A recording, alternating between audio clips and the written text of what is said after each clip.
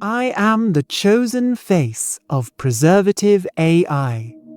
Extracted, distributed cognition. Here is today's story. There is a body in the room. It occupies space. It produces sound. Its muscles contract. Its eyes move. Its nervous system responds. Everything we can observe belongs to the physical world. But we do not ordinarily see only a body. We see apprehension in the tightening hand, impatience in the moving foot, fear in the interrupted breath. We experience the body as the visible presence of an inner life. Yet the fear is not ours. The thought is not ours. The experience remains on the other side of a boundary we cannot cross. One ask before we go further: like and subscribe. On YouTube, that is what gets work like this, past the algorithm and in front of the people who need it. So how do we know the inner life is there?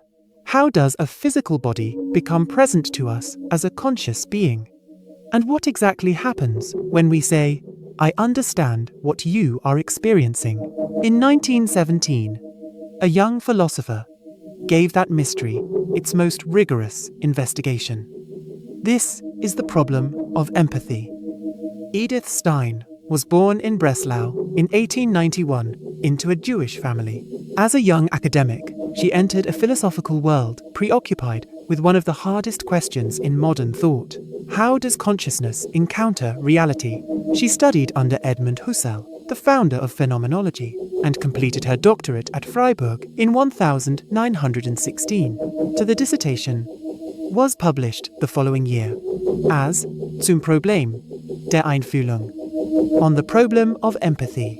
Phenomenology, the movement she worked within, tries to examine experience as it appears before scientific theories and metaphysical systems tell us what must be happening behind the scenes. Instead of beginning with the brain or with behavior, it asks, what is actually given in experience? What is it like to perceive, to remember, to imagine, and, in Stein's case, to encounter another person? So meet her first, as she asked to be met. As an original and ambitious philosopher, working at the center of a new discipline. I know my own pain differently from the way I know yours. When I am injured, the pain is present from within. I do not observe it and infer that I must be suffering. Your pain is different. I see your expression. I hear you cry out. I understand what caused it, but I do not possess your pain the way you do. That difference generates the philosophical problem of other minds. Consciousness is not publicly visible. Could a body merely behave as though it were conscious? Could every outward expression exist with nothing inward behind it? In ordinary life, we never seriously entertain this. We inhabit a world already filled with other people. So, Stein's question was not whether other minds can be logically proven. It was more exact. How is another person's experience actually given to us? What kind of experience is empathy itself? Today, empathy is often treated as a synonym for kindness. That is not Stein's starting point, and it is the correction at the center of this episode. The German word Einfühlung was already in use in aesthetics and psychology. Stein set out to isolate the phenomenon itself. For her, empathy does not mean approving of what another person feels. It does not mean feeling the identical emotion. It does not guarantee compassion. I can recognize your anger while opposing you. I can understand an enemy's fear and use it against him. A manipulator may be superbly skilled at apprehending emotional states. Empathy, in Stein's sense, is the act by which another person's experience becomes available to me as another person's experience. It is recognition, not agreement. Sympathy is feeling concern. Contagion is catching the emotion. Projection is attributing my own state to you. Empathy is prior to them all. The recognition that there is a mind at all. What we do with that recognition is a separate, ethical question. Keep watching. The silence is about to widen. A woman reads a letter, and her expression changes. You watch from across the room. Her grief is present to her from within. Lived, original, hers. Stein calls that primordial experience. Your situation is different. And stranger, you do not feel her grief as your own, yet it is genuinely present to you, present as hers. Empathy is neither complete possession nor complete absence. Stein's analysis moves in 3 stages. First, emergence. The experience appears before you. The face changes, the voice falters, and grief becomes present as the meaning of an embodied expression. Second, fulfillment. Your attention follows it. You are drawn toward what she is undergoing, but you do not become the subject of her grief. Third, objectification. You return with a clearer apprehension. She is grieving. The experience is grasped as hers. The boundary between self and other is not an obstacle empathy abolishes. It is a condition empathy preserves. If the distinction vanished, I would not be empathizing with you. I would simply be having an experience of my own. A physical object occupies space. A living body occupies space too, but we experience it differently. The body is not something a person merely owns. It is the point from which the world is perceived, and the medium through which an inner life becomes expressive.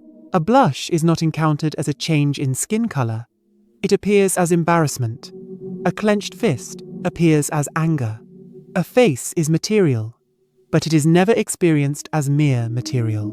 From here, Stein's investigation widens, from acts of empathy to what she calls the psychophysical individual, the person as a unity of living body, sensation, and conscious life. But expression is not an infallible code. Tears can mean grief, relief, pain, or performance. Silence can mean fear, concentration, or dissent. Empathy gives access to another person without granting transparency. The other is revealed and remains partly hidden. Stein's account contains a reversal. We assume empathy teaches us about other people, but other people also reveal us to ourselves. Someone who has never faced danger may discover their own limits in another person's courage. Someone who assumes their customs are universal may encounter a radically different form of life and recognize their own habits as particular, historical, contingent. Through others, the range of human possibility expands. This is where our series makes the subject its own, because anthropology lives or dies on this encounter. Too little identification, and the other becomes an object, a specimen, a type, a data point. Too much, and difference disappears under projection they are really just like us. Stein offers the harder position. Another person's experience can become meaningful without becoming mine. Understanding does not require sameness. Difference does not require incomprehensibility. Before we go on, I'd like to take a small moment to gently ask you to subscribe or press like. It costs you nothing, but it really helps the channel. Thank you for watching. Now, back to the story. The question of empathy has a political shadow. Human beings can be seen without being recognized. A face can be registered as an image. A body can be counted as labor. A population can be transformed into statistics. A person can be described entirely through race, diagnosis, legal category, or threat level. None of this requires denying that the body exists. Dehumanization begins when persons are treated as though their own experience has no authority, depth, or reality. Stein did not write her dissertation as an explanation of the Holocaust. It was published in 1917, and we should not force the later catastrophe backwards into her early philosophy. Yet history makes her question impossible to hear innocently. Edith Stein, born into a Jewish family, later a Carmelite nun, was arrested in the Netherlands and murdered at Auschwitz in 1942. The philosopher who asked how another consciousness becomes present to us was killed by a regime built on the systematic refusal of personhood. That is a historical resonance, not a prediction. But it is why this problem is not merely academic. A century later, the problem returns in a new form. Machines can now recognize faces, classify vocal tones, and generate the language of understanding. A system may say, "I understand that you are grieving, but What has occurred? Has it encountered grief? Has another's experience become present to it as the experience of another subject? Or has it identified a pattern and produced an appropriate response? This is not merely a technical question. It exposes the difference between the simulation of empathetic language and the experience Stein described. A machine may predict what a grieving person is likely to say. It may comfort. It may respond more patiently than many humans. But behavioral competence alone does not settle the question of consciousness. The mystery we opened with remains. What allows an expressive body, or any expressive system, to appear as the presence of an inner life? We will not claim that artificial consciousness is impossible. Stein simply gives us a more exact vocabulary for asking. We never possess another person completely. Their memories are not ours. Their pain does not become ours because we recognize it. Their world is never given to us exactly as it is given to them. But neither are we sealed inside ourselves. Expression crosses the distance. The body becomes meaningful. Another experience becomes present not as mine, but as yours. That qualification may be the most important part. Empathy does not erase the boundary between persons. It allows us to encounter another person across it. So the problem remains unresolved in the most productive sense. How do we know another person is conscious? Not by entering their mind, not by proof, not by reproducing their experience inside ourselves.